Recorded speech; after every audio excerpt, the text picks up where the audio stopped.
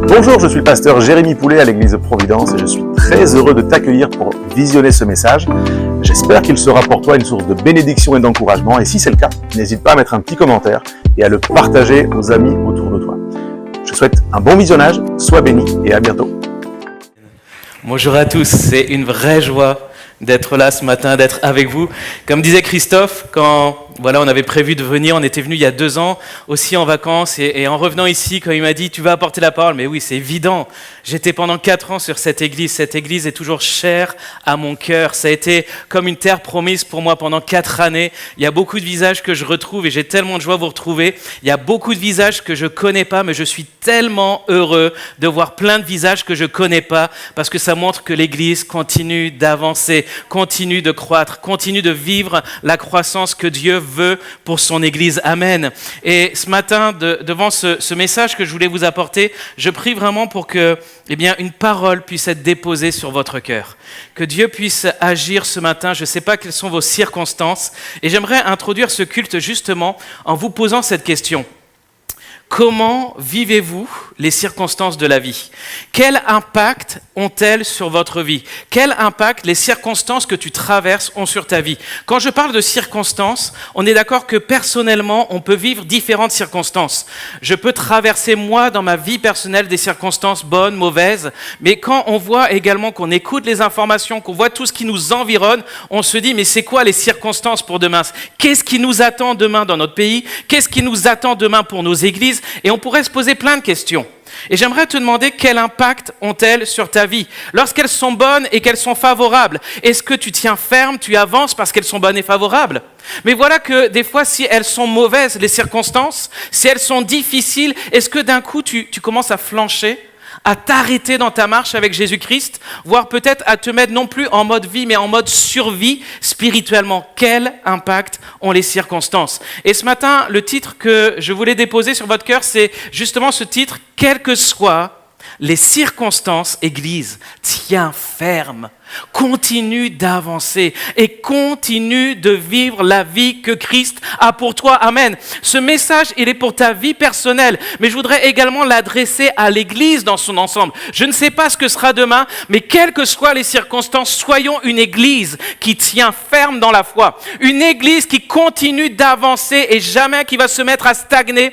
Et une Église qui continue de vivre et de communiquer la vie de Christ. Amen.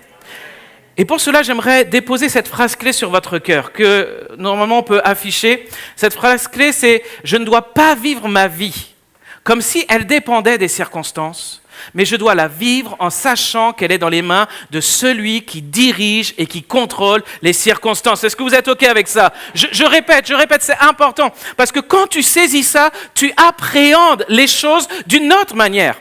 Ta vie n'est pas dans les mains du hasard. Ta vie n'est pas dans les mains d'un homme. Ta vie n'est pas dans les mains de ton patron, OK ? Ou je ne sais pas qui. Mais rappelle-toi cela. Je ne dois pas vivre ma vie comme si elle dépendait des circonstances, mais je dois vivre ma vie, en sachant qu'elle est dans les mains de celui qui dirige et qui contrôle les circonstances. Amen.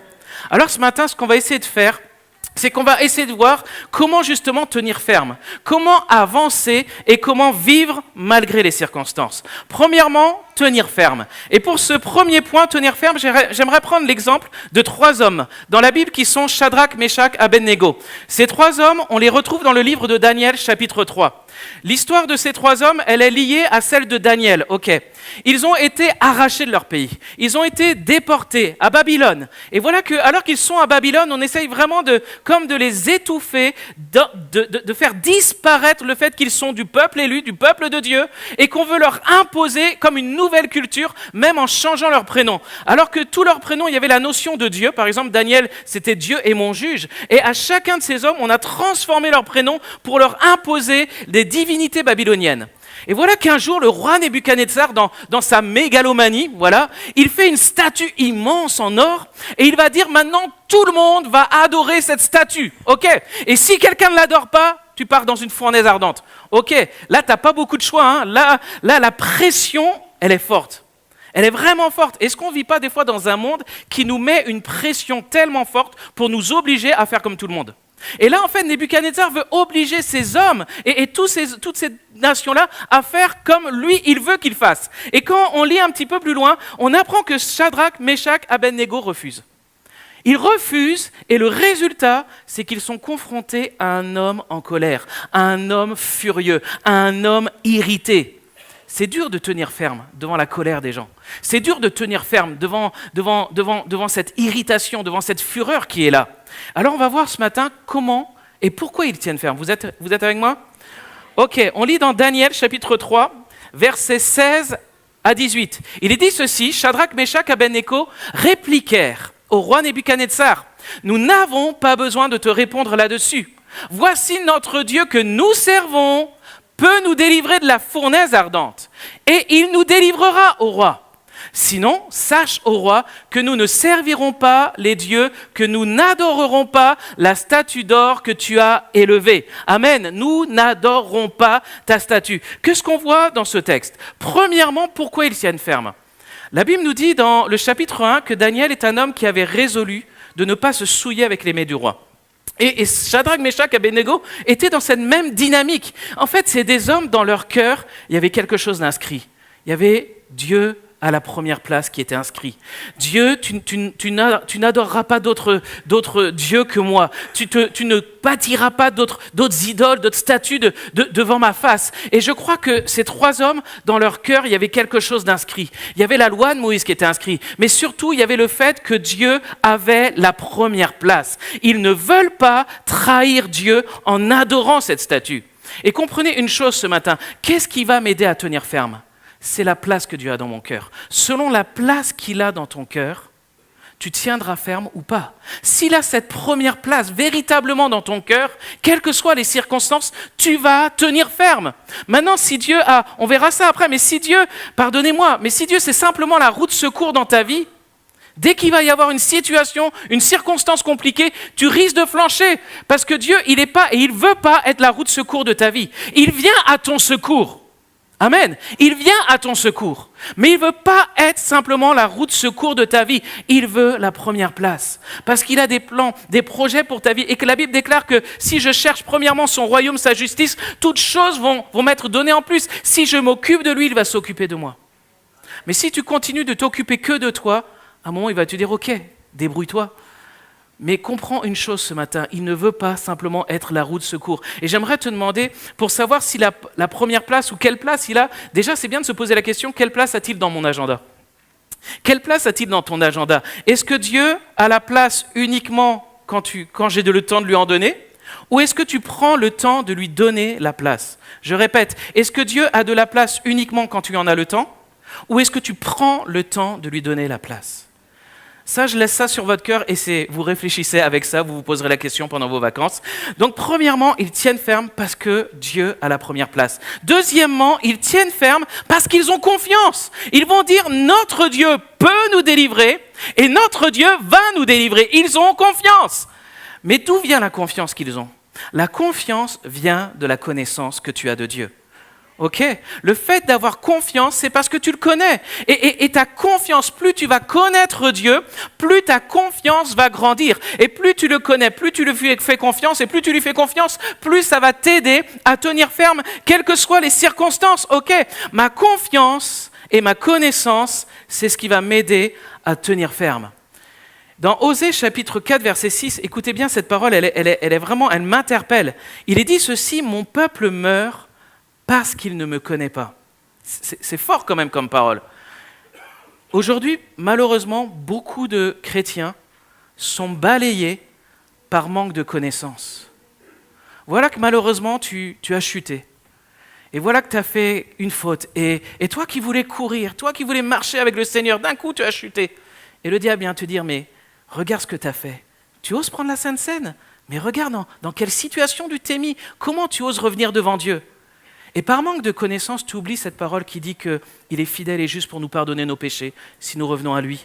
Que nous avons un libre accès devant le trône de la grâce, qu'il suffit de t'humilier, qu'il suffit de te repentir, de crier à lui pour revenir dans sa présence. Et des fois, par manque de connaissance, et on pourrait prendre tellement d'autres choses, par manque de connaissance, on ne tient pas ferme et on se fait balayer. Ma connaissance va faire grandir ma connaissance va faire grandir ma confiance en Dieu. Et dans le même livre du prophète Osée, chapitre 6, verset 3, écoutez ce qu'il est dit. Il est dit, cherchons à connaître l'Éternel, efforçons-nous de le connaître. C'est important. Cherchons, Dieu te demande, cherche à le connaître, efforce-toi de le connaître. Vous entendez ça? Il y a un effort à faire. Quand je me suis converti, alors que j'étais quelqu'un qui n'aimait pas lire, alors que j'étais le dernier de ma classe, on va dire, dyslexique et tout ça, mais quand j'ai donné mon cœur à Jésus à l'âge de 20 ans, mais j'avais une soif de connaître, j'avais une soif de lire la Bible, une soif de lire des livres qui allaient m'aider à comprendre la vie de prière, le renouvellement de l'intelligence, et je plongeais mes regards dans la parole. Il y avait une soif de connaître.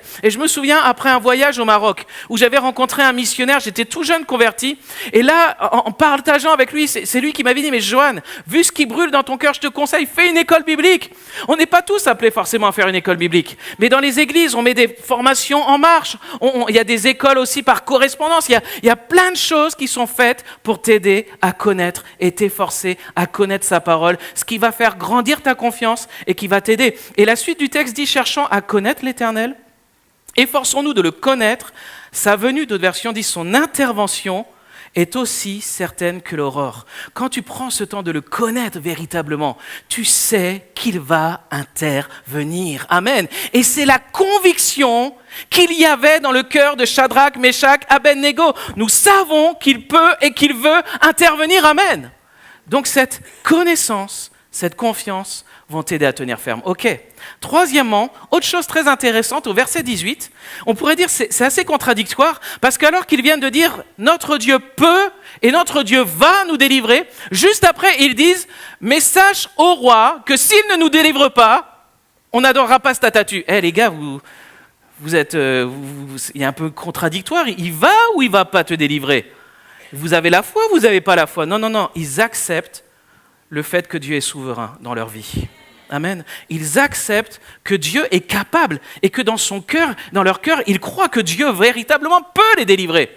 Mais malgré tout, ils acceptent la souveraineté de Dieu sur leur vie. Ok, ils acceptent que Dieu peut les reprendre maintenant. Pourquoi? Parce que quand tu marches avec Jésus-Christ, la mort n'est pas un échec, c'est simplement un rendez-vous avec ton Sauveur. Amen.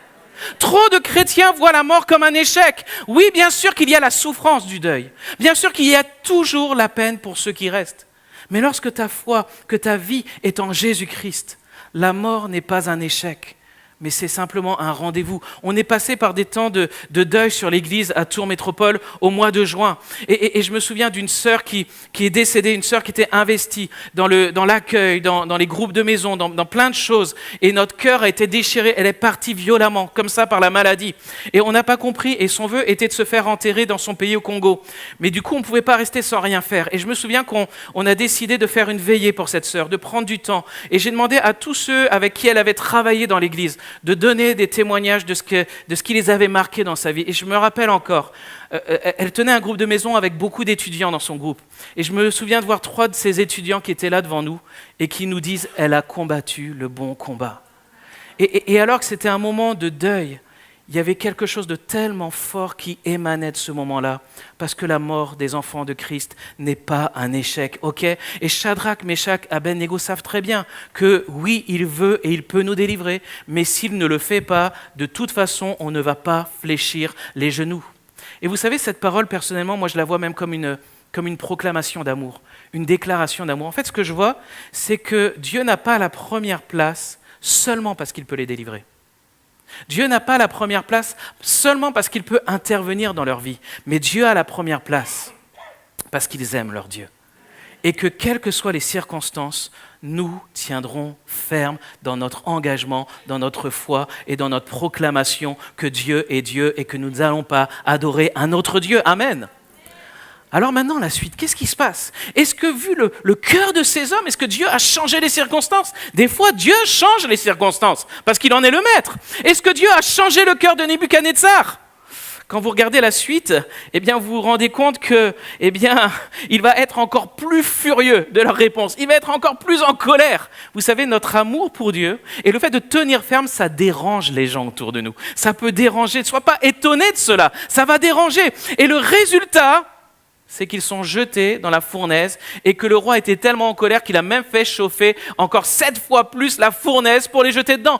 Humainement parlant, c'est impossible de t'en sortir. Et là, on est d'accord qu'on est bien loin de circonstances favorables. Okay, on est bien loin de circonstances favorables. Et pourtant, ils tiennent ferme. Ils auraient pu se dire... Mais Seigneur, on ne comprend pas. On est fidèle, on refuse d'adorer cette statue. Et pourquoi tu n'as pas changé le cœur du roi? Pourquoi tu n'as pas changé les circonstances? Soyez honnête, ça vous est jamais arrivé de dire, Seigneur, pourquoi? J'aimerais te dire, Dieu ne condamne jamais tes pourquoi. Mais ne reste pas enfermé dans tes pourquoi.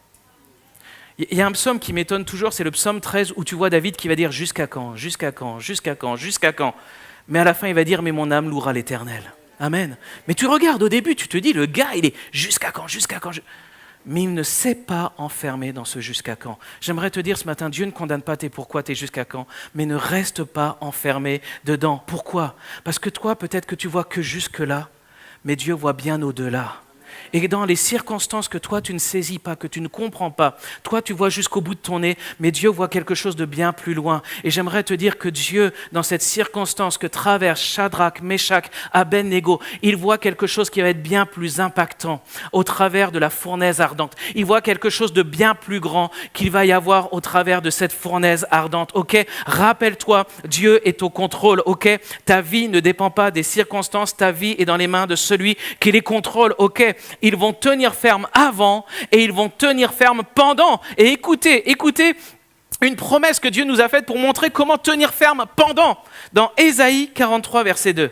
Ça avait été écrit avant que Shadrach, Meshach vivent l'expérience qu'ils ont vécue. Il était dit ceci, « Si tu traverses les eaux, je serai avec toi. Et les fleuves, ils ne te submergeront pas. » Maintenant, écoutez. « Et si tu marches dans le feu, tu ne te brûleras pas et la flamme ne t'embrasera pas. » Je ne sais pas s'ils avaient lu le prophète Ésaïe, mais quand je lis ce texte-là et que je vois ce qu'ont vécu Shadrach, Meshach, Abednego, on est en plein dedans. C'est exactement ce qu'ils ont vécu. Ok, allez, on lit ensemble. Daniel, chapitre 3, versets 24 à 25. Il est dit ceci. Alors qu'ils ont été jetés dans la fournaise, humainement parlant, c'est impossible de t'en sortir, ok? Alors, le roi Nebuchadnezzar fut effrayé. Lui qui effraie tout le monde, maintenant c'est lui qui est effrayé. Les choses changent de côté. Nebuchadnezzar fut effrayé, il se leva précipitamment. Et il prit la parole et dit à ses conseillers, « N'avons-nous pas jeté au milieu du feu 3 hommes liés ?» Ils répondirent au roi, certainement au roi. Il reprit et il dit, « Eh bien, je vois 4 hommes sans lien, qui marchent au milieu du feu, qui n'ont point de mal, et la figure du 4e ressemble à celle d'un fils des dieux. » Amen. Amen. Ils marchent au milieu du feu, et là, il y a quelqu'un avec eux. Ils tiennent ferme. Pourquoi? Parce qu'ils ne sont pas seuls dans le feu. Parce qu'ils ne sont pas seuls au milieu du feu. La description de Nebuchadnezzar, il y a quelqu'un qui a le visage qui ressemble à un fils des dieux. C'est pas un fils des dieux, c'est le Fils de Dieu qui marche avec eux dans le feu. Amen. Jésus-Christ est venu marcher avec nous sur cette terre. Amen. Quelles que soient les circonstances, il est celui qui veut marcher avec toi. Amen. Puis un autre élément qui va nous aider justement à tenir ferme, c'est qu'il sera avec nous. Mais la suite d'Ésaïe 43, pourquoi il est avec nous? Pourquoi il ne me laisse pas au milieu du feu? On a vu que Ésaïe 43, verset 2 disait que le feu ne te brûlera pas. Et voilà qu'un peu plus loin dans ce même chapitre, verset 4, il est dit pourquoi? Il est dit parce que tu as du prix à mes yeux.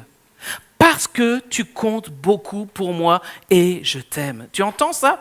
Pourquoi Dieu veut marcher avec toi dans le feu? Pourquoi Dieu ne veut pas te laisser au milieu de tes circonstances? Parce que tu as du prix à ses yeux. Parce que tu comptes beaucoup pour lui. Parce qu'il t'aime. Amen. C'est tellement important de réaliser que mon amour va m'aider à tenir ferme. Mais son amour pour moi, c'est ce qui me fait tenir ferme également. Je sais combien Dieu m'aime. Le diable voudrait nous faire douter du prix qu'on a aux yeux de Dieu. Mais ne laisse pas les mensonges de l'ennemi venir. Tu as du prix aux yeux de Dieu. Son amour m'aide à tenir ferme. N'oublions jamais, l'amour de Dieu pour nous l'a poussé à envoyer son Fils dans la fournaise de ce monde pour nous délivrer de la fournaise de la condamnation. Amen. je répète, son amour pour nous a poussé notre Dieu à envoyer son Fils Jésus, mourir sur la croix, subir la fournaise de ce monde, cette condamnation pour nous éviter la condamnation de la perdition, parce qu'il me suffit de croire dans l'œuvre de la croix, d'accepter Jésus comme mon sauveur, de réaliser qu'il est ressuscité et je reçois cette vie éternelle. Amen. Puis rappelez-vous que comme tout à l'heure je vous disais, quelles que soient les circonstances, eh bien, il y avait quelque chose de plus grand qui les attendait. Nous, comme je vous disais, des fois on ne voit pas très loin, mais Dieu voit plus loin que nous. Et regardez avec moi dans Daniel chapitre 3, maintenant on va lire versets 26 à 29. Écoutez bien ce qui se passe après cette circonstance. Ensuite, Nebuchadnezzar s'approcha de l'entrée de la fournaise ardente. Il prit la parole et il dit « Shadrach, Meshach, Abednego, serviteurs du Dieu suprême. » Vous ne trouvez pas ça fort? À un moment, il disait « Mais quel Dieu vous délivrera de ma main ?» Et là, maintenant, c'est lui qui est en train de dire « Serviteur du Dieu suprême ». Déjà, est-ce que vous commencez à voir comment Dieu amène les circonstances ou comment Dieu amène les choses dans une autre dimension? Ok, ce roi plein de fureur, ce roi qui était là, plein d'orgueil, maintenant, il est en train de proclamer qu'ils sont les serviteurs du Dieu suprême. Et écoutez la suite. « Serviteurs du Dieu suprême, sortez et venez !» Shadrach, Meshach, Abednego sortirent du milieu du feu. Les satrapes, les intendants, les gouverneurs, les conseillers du roi s'assemblèrent. Ils virent que le feu n'avait eu aucun pouvoir sur le corps de ces hommes. Tu entends ça? C'est ce qui était écrit dans Ésaïe, que les cheveux de leur tête n'avaient pas brûlé, que leurs caleçons n'étaient point endommagés et que l'odeur du feu ne les avait pas atteints. Moi, je me souviens un jour, je me suis un peu brûlé. Dès que tu te brûles, tu sais, ça sent le poulet grillé là. Même pas le poulet grillé du dimanche midi. Et si on continue un peu plus loin, verset suivant, Nebuchadnezzar prit la parole, il dit, écoutez ce qu'il dit, béni soit le Dieu de Shadrach, Meshach, Abednego, lequel a envoyé son ange et délivré ses serviteurs qui ont eu confiance en lui et qui ont violé l'ordre du roi et livré leur corps plutôt que de servir et d'adorer aucun autre Dieu que leur Dieu. Ils ont eu raison de tenir ferme. Voici maintenant l'ordre que je donne.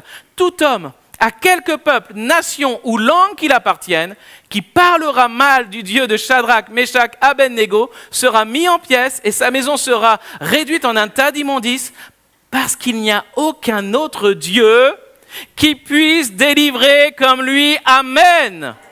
Écoutez bien, la fournaise n'a eu aucun impact sur Shadrach, Meshach, Abednego, mais quel impact dans le cœur du roi Nebuchadnezzar?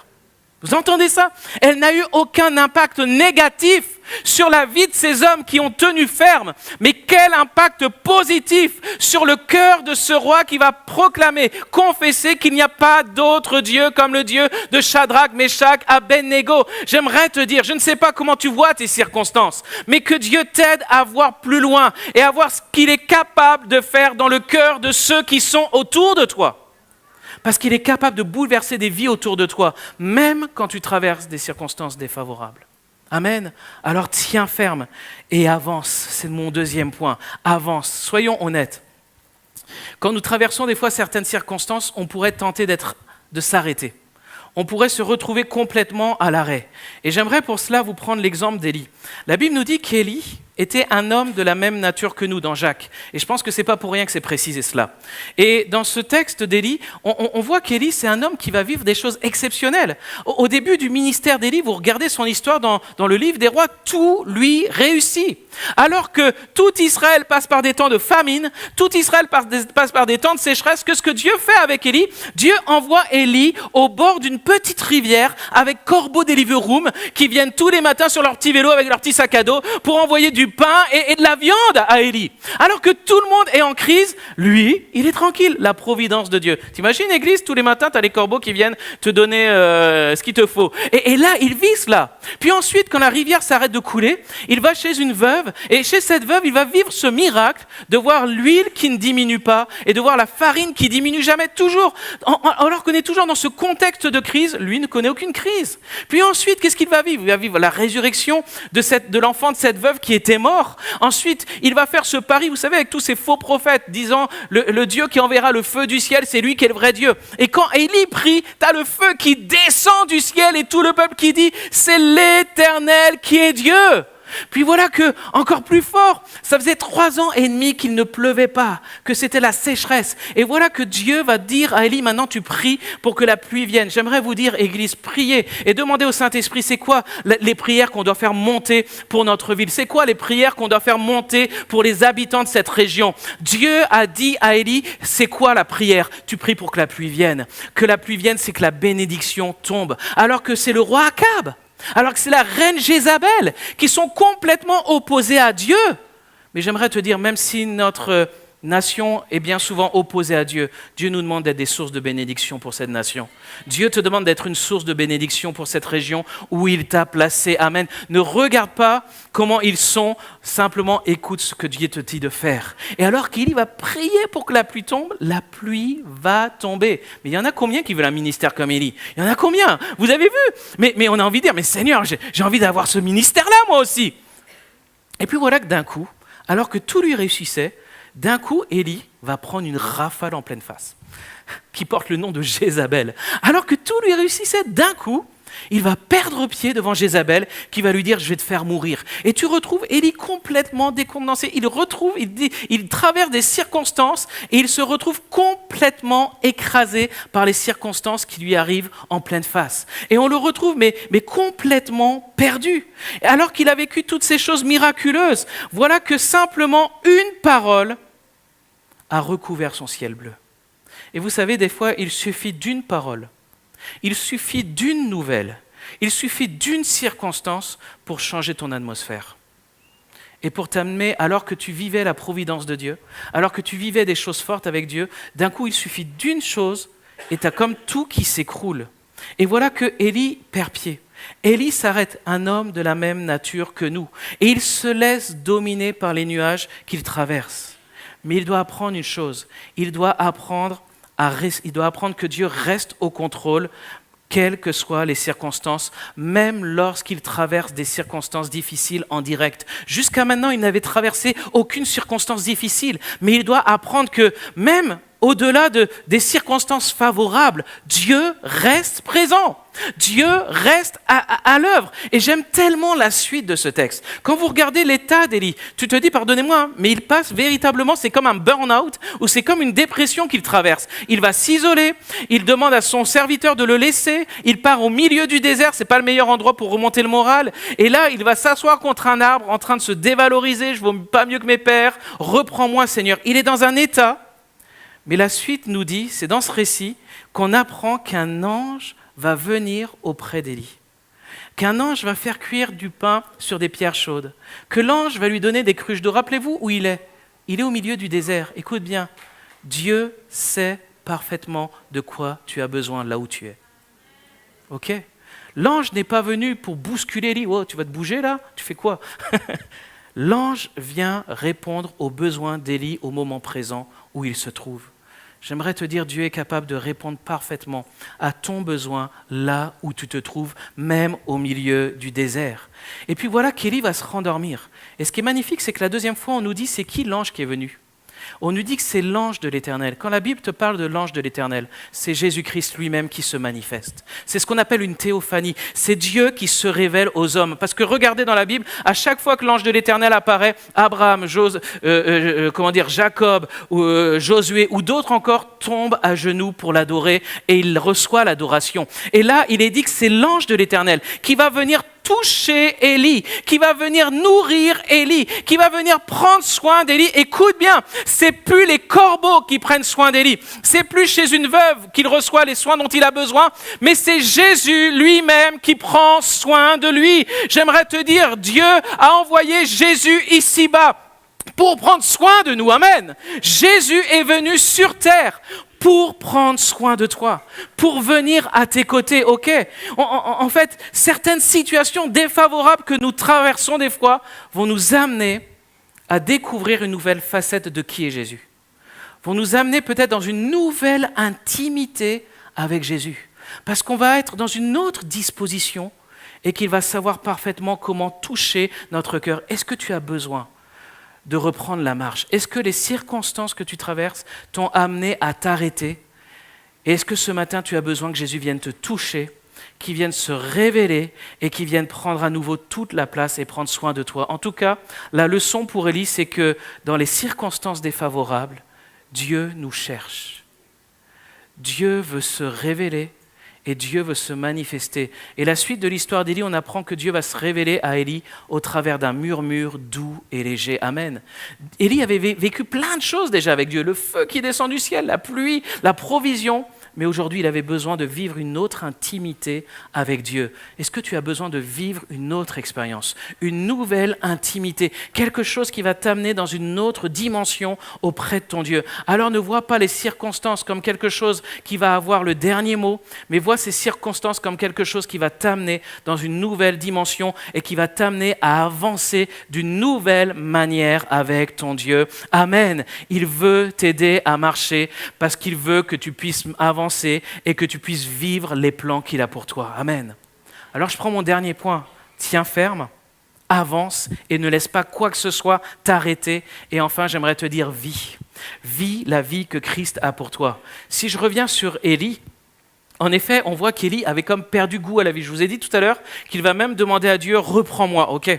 Il avait comme perdu le goût à la vie. Et des fois, certaines circonstances, certaines choses que nous subissons nous font comme perdre le goût de vivre spirituellement. Où il y a comme, vous savez, quelque chose qui est en train de s'éteindre en nous. Je ne sais pas s'il y a quelque chose qui s'éteint en toi. Mais ce matin, je voudrais te rappeler que le cri de Dieu, c'est quoi ? C'est j'ai mis devant toi la mort et la vie, la bénédiction et la malédiction. Choisis la vie.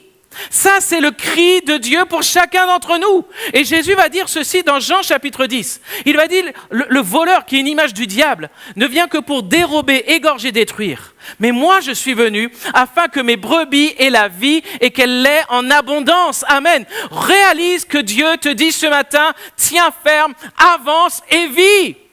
Vis, c'est son cri pour toi. Vis, il ne veut pas que tu sois en mode survie. Il veut que tu vives la vie abondante qu'il a pour toi. Amen. Mais avant cela, avant de vivre cette vie, je voudrais vous lire rapidement 3 textes dans les évangiles. Et on va voir en fait des situations dans lesquelles étaient les disciples. Écoutez bien, je vous les lis rapidement. Matthieu 26, 56 nous dit, lorsque Jésus a été arrêté, il est dit ceci, tous les disciples l'abandonnèrent et prirent la fuite. Retenez, l'abandonnèrent et prirent la fuite. Jean chapitre 20, verset 19, le soir de ce jour qui était le premier de la semaine, les portes du lieu où se trouvaient les disciples étant fermées à cause de la crainte qu'ils avaient des Juifs. Et vous vous rappelez que Jésus ensuite est apparu au milieu de cette chambre où ils étaient enfermés, mais retenez, enfermés dans la crainte. Et enfin, dans Luc 24, 17, les disciples qui sont sur le chemin d'Emmaüs, Jésus va venir à leur rencontre et il leur dit « De quoi vous entretenez-vous en marchant pour que vous soyez tout triste ?» Et retenez tout triste. Ok, donc j'ai prendre la fuite, se cacher, être dans la crainte et tout triste. Dites-moi, est-ce que vous trouvez que la vie résonne dans tout ça ? La dimension de vie abondante, mais ça ne résonne pas. Ils sont plutôt les disciples en mode survie qu'en mode vie abondante.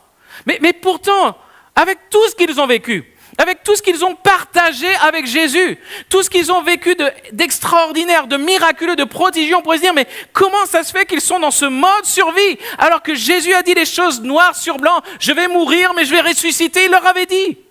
Et vous savez, j'aimerais te poser cette question, malgré les choses puissantes que tu as vécues avec Dieu, ou malgré les choses puissantes que tu as vécues avec Jésus, peut-être qu'aujourd'hui tu es en mode abandon, d'abandonner la course.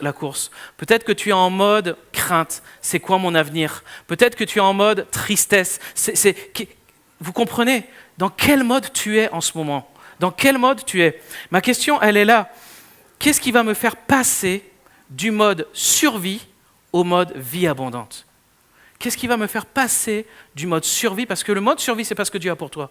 Au mode vie abondante qu'il a promis pour ta vie. Alors on va lire un deuxième texte. Dans Actes chapitre 2, versets 46 à 47. Ça va, vous êtes toujours avec moi ce matin ? Ça va. Il est dit ceci, ils étaient chaque jour tous ensemble assidus au temple. Ils rompaient le pain comme on l'a fait tout à l'heure, sauf qu'ils le faisaient dans les maisons, et qu'ils prenaient leur nourriture avec joie, simplicité de cœur, louant Dieu et trouvant grâce auprès de tout le peuple, et le Seigneur ajoutait chaque jour à l'Église ceux qui étaient sauvés. Dites-moi là, qu'est-ce qui émane quand vous lisez ça? Qu'est-ce qui vous marque quand vous entendez cette lecture? Moi, je vois la vie, je vois la joie. Ils étaient tous ensemble, chaque jour, assidus. Ils sont plus en train de fuir, ils sont plus en train d'abandonner. Ils étaient là dans la joie, il n'y a plus la tristesse. Il y a quelque chose d'autre qui est en train d'émaner dans ce texte. Mais écoutez bien, ce sont les mêmes disciples. C'est les mêmes disciples, avec 3000 âmes en plus, suite au discours de Pierre. Mais c'est les mêmes. Qu'est-ce qui les a fait passer de ce mode survie dans lequel ils étaient à ce mode de joie, de louange, d'être assidus, Qu'est-ce qui les a fait passer de l'état dans lequel ils étaient à cet état dans lequel ils sont? Et comprenez que cette question, elle est là pour savoir qu'est-ce qui va me permettre de retrouver la vie dans ma marche avec Jésus. Qu'est-ce qui va me permettre peut-être de trouver la vie que je cherche ici-bas? Parce que Dieu veut déposer et déverser sa vie. Peut-être qu'il y a des personnes qui sont là pour la première fois. C'est la première fois que tu viens dans cette église. Mais Dieu veut déverser sa vie en toi. Alors écoutez bien, rapidement. Premièrement, entre les deux moments, l'avant et l'après, il y a quelque chose de phénoménal qui s'est produit. Christ est ressuscité. Amen. Christ est ressuscité et il s'est révélé à eux. Jésus, ressuscité, s'est révélé à ses disciples. Et si vous relisez l'histoire des disciples sur le chemin d'Emmaüs, rappelez-vous ce qu'il disait. Mais nos cœurs ne brûlaient-ils pas au-dedans de nous lorsqu'il nous parlait sur le chemin? J'aimerais te dire, quand tu marches avec le ressuscité, il y a quelque chose qui t'anime, il y a quelque chose qui brûle en toi, amen. Il y a sa vie qui est là, il est ressuscité, il est la résurrection et la vie. Et écoutez bien, ils vont dire, je ne l'ai pas lu, mais je vous le dis, ils vont dire ceci, le Seigneur est réellement ressuscité. J'aimerais te dire, cette prise de conscience que Jésus-Christ est vivant, que Jésus-Christ est ressuscité, mais c'est quelque chose qui te booste. Je me souviens quand je me suis converti, que j'ai donné mon cœur à Jésus, mais tous les matins je me levais et je me disais waouh, et dire qu'il est juste à mes côtés, et je partais avec le smile et j'allais au travail, mais ma vie avait été transformée, ma vie avait changé complètement. Il est ressuscité. Cette révélation que Jésus est ressuscité est quelque chose qui va faire battre mon cœur spirituellement. Et sa vie, il va la déverser en toi. Paul va dire dans Galates 2, verset 20, « Si je vis, ce n'est plus moi qui vis, c'est Christ qui vit en moi. Celui qui est la résurrection... » Tu entends ça? Celui qui est la résurrection et la vie s'engage à vivre en toi quand tu le reçois comme ton sauveur. Comment la mort peut demeurer? Comment le mode survie peut demeurer? Celui qui est la résurrection et la vie fait sa demeure en toi. Ok. Deuxième chose qui va leur permettre de passer du mode survie au mode vie. Ils ont reçu et ils ont vécu la promesse que Jésus leur avait faite. Vous recevrez une puissance, le Saint-Esprit survenant sur vous et vous serez mes témoins. Amen. Ils ont vécu cette dimension de la vie de l'Esprit qui les a remplis, qui les a inondés.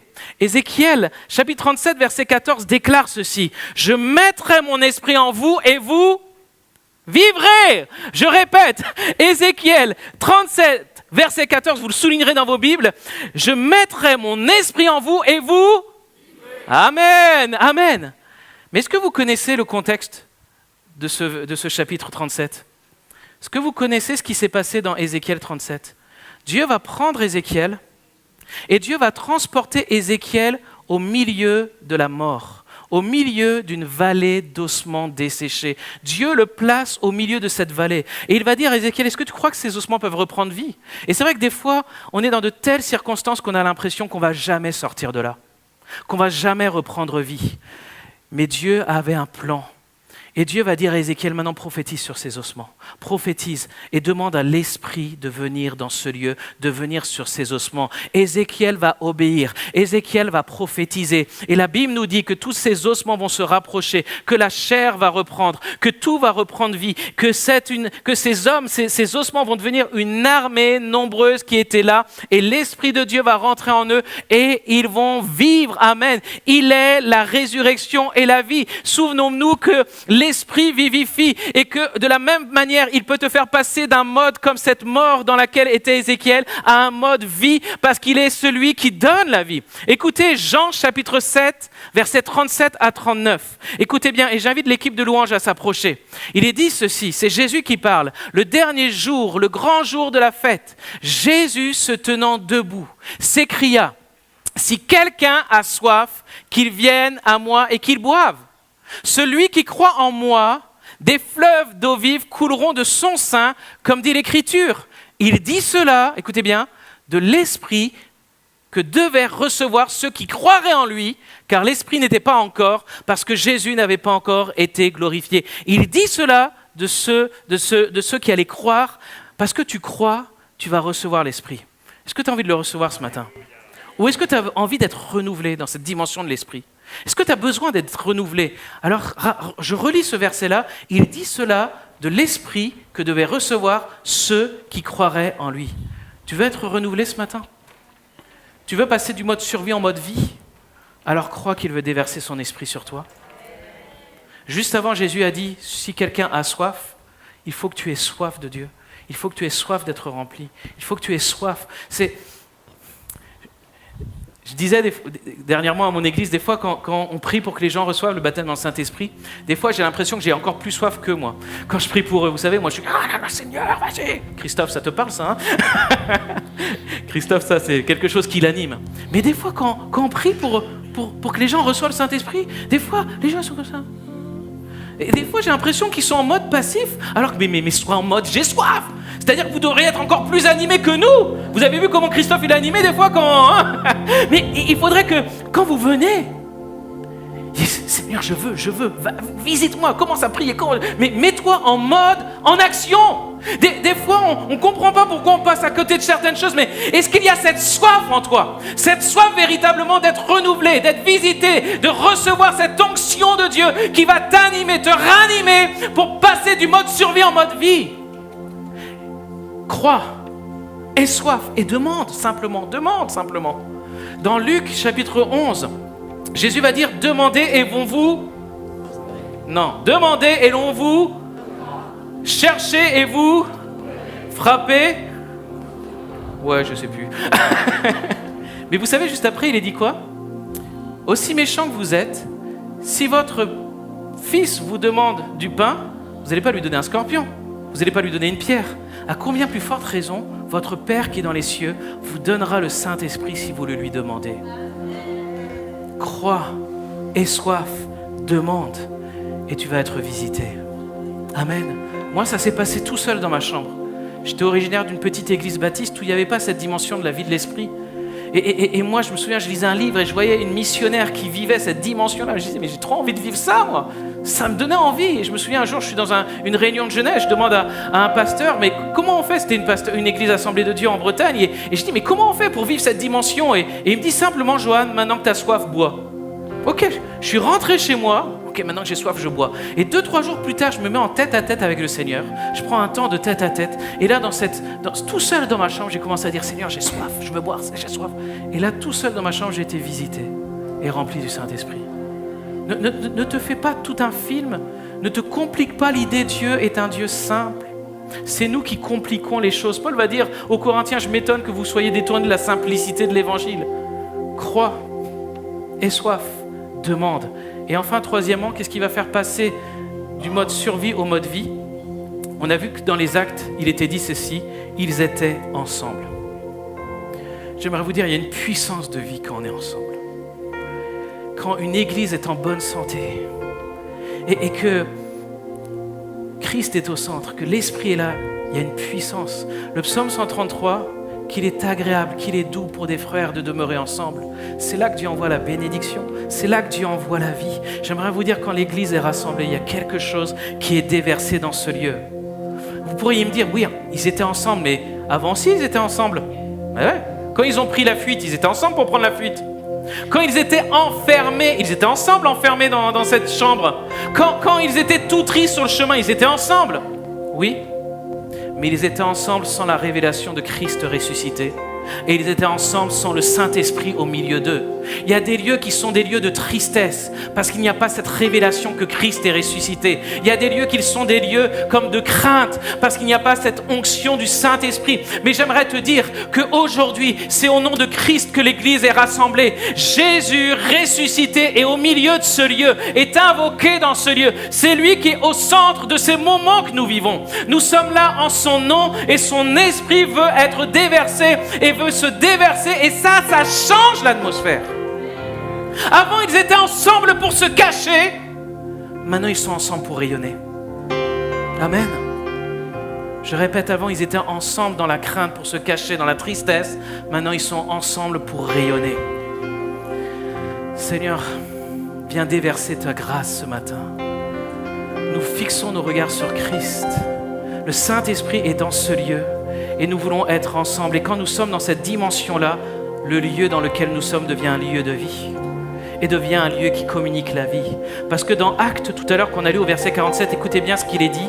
Il louait Dieu, trouvant grâce auprès de tout le peuple, écoute bien, et le Seigneur ajoutait chaque jour à l'Église ceux qui étaient sauvés. Amen. Le Seigneur ajoutait chaque jour à l'Église. Dieu veut faire de toi, Église, un lieu de vie, mais aussi un lieu qui communique la vie.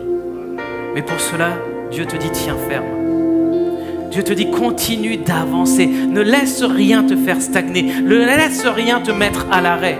Et vis la vie abondante qu'il a pour toi. Pour que ce lieu devienne un lieu de vie. Il ajoutait, vous imaginez, chaque jour, il y avait des âmes qui passaient de la mort à la vie. Chaque jour. Combien ont soif de voir chaque jour des âmes passer de la mort à la vie. Que cette Église soit un lieu de vie et un lieu qui communique la vie. Pour ça, tiens ferme dans ta marche spirituelle. Pour cela, continue d'avancer. Ne laisse rien te mettre à l'arrêt. Je ne sais pas, peut-être que tu as servi Dieu dans le passé et qu'aujourd'hui, eh bien, tu t'es comme arrêté. Mais j'aimerais te dire, relève-toi et remets-toi en marche.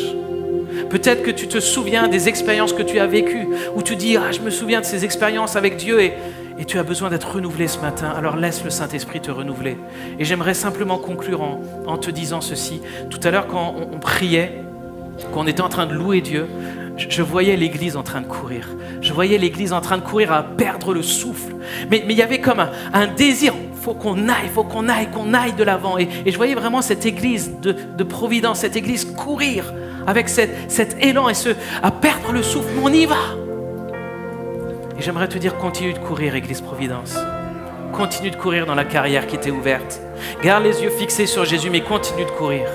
Et alors que Dieu me montrait cette image de l'Église qui courait, et je vois beaucoup ici qui courent, mais dans une bonne dynamique, pas dans le sens de courir dans tous les sens, n'importe comment, non, qui courent vraiment pour atteindre le but, comme le disait Paul. Mais Dieu me montrait plusieurs autres qui disent, oui, mais j'ai plus la force de courir. J'ai plus la force de courir en ce moment, à cause de mon âge, à cause de mes circonstances, à cause de ma santé, à cause de ceci, à cause de cela. Et je voyais plusieurs gens qui disaient, mais j'ai plus la force de courir. Mais Dieu te dit, sur quelle force tu comptes? Est-ce que tu comptes sur tes propres forces? Ou est-ce que tu veux compter sur les forces qu'il te donne, sur ces forces qu'il renouvelle en toi?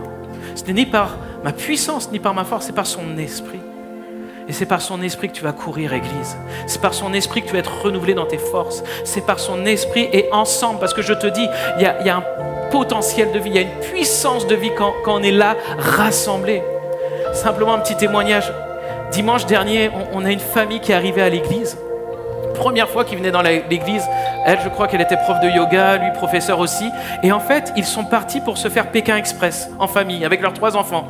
Et ils quittaient Tours pour partir jusqu'à Paris. Ils frappent aux portes, ils viennent dormir chez les gens. Ils demandent aux gens du moins de les héberger. Et après, de Paris, ils vont partir en Inde. Et là, ils étaient là. Et en fait, le samedi soir, ils ont frappé à la porte de chez une chrétienne de l'église. Et du coup, elle les a accueillis, elle les a logés dans sa maison. Et ils disent à la chrétienne, mais voilà ce qu'on va faire, leur projet. En fait, ils sont en voyage. Et il y avait quelques semaines en avant, Dieu m'avait rappelé, je ne sais pas si vous vous souvenez, il y a quelques années quand j'étais là encore, Christophe avait eu une thématique transhumance. Tu te rappelles? Ça m'a même marqué. Et dernièrement, il y avait ce mot transhumance. La transhumance, c'est lorsque les brebis, les bergers font quitter les brebis des lieux arides, des vallées sèches pour les amener dans les lieux de vie, dans les verts pâturages. Et du coup, j'avais fait un premier message et le dimanche, je faisais mon deuxième message où j'avais fait départ, voyage et destinée. Et là, on était dans le voyage et la destination. Et là, je parle, et là, la chrétienne leur dit, ça tombe bien ce que vous me dites parce que notre pasteur, il prêche sur la transhumance, sur le voyage et la destinée. Et là, ils se disent, on va venir avec vous. Et le matin, on les avait à l'église. Et pendant tout le culte, ils étaient juste derrière nous, au deuxième rang. À chaque fois, ils levaient la main, touchés, bouleversés. Parce qu'ils sont arrivés dans un lieu de vie. Dans un lieu où l'église communique la vie. Et je me suis dit, ils vont partir au bout du monde, mais ça se trouve, c'est juste ici, chez eux, qu'ils ont trouvé ce dont ils avaient besoin. Et je prie pour que Dieu les bénisse et que Dieu les garde. Et juste quand ils sont sortis, je leur ai dit, est-ce que je peux prier pour vous? Dieu me met à cœur de prier pour qu'il vous protège sur le chemin. Et je vais prier encore pour eux, pour que Dieu les garde tout au long de ce chemin et qu'ils se souviennent de ce qu'ils ont vécu dans l'Église. Et que vraiment ils réalisent que Christ est la vie. Et qu'en Christ, il y a la vie. Est-ce qu'on peut courber nos fronts ce matin? Est-ce que tu sens que tes genoux chancellent ce matin? Dieu veut te dire, tiens ferme. Et il est là, ta force pour tenir ferme. Est-ce que tu sens que tu es à l'arrêt ce matin? Reprends la marche, avance. Est-ce que tu sens que la mort est là comme en train de frapper à ta porte ou le mode survie est là? Refuse cela maintenant dans le nom de Jésus et proclame la vie abondante que Christ a pour toi. Seigneur, on est là dans ta présence et je te prie pour ton Église ici, mes frères, mes sœurs, tous ceux qui peut-être sont même là en vacances. Mais Seigneur, je prie pour que cette parole ait un impact dans chaque cœur. Que cette parole ne remonte pas à toi sans effet. Mais je te prie, mon Dieu, pour une église, pour des frères, pour des sœurs. Tu vois la génération dans laquelle on est.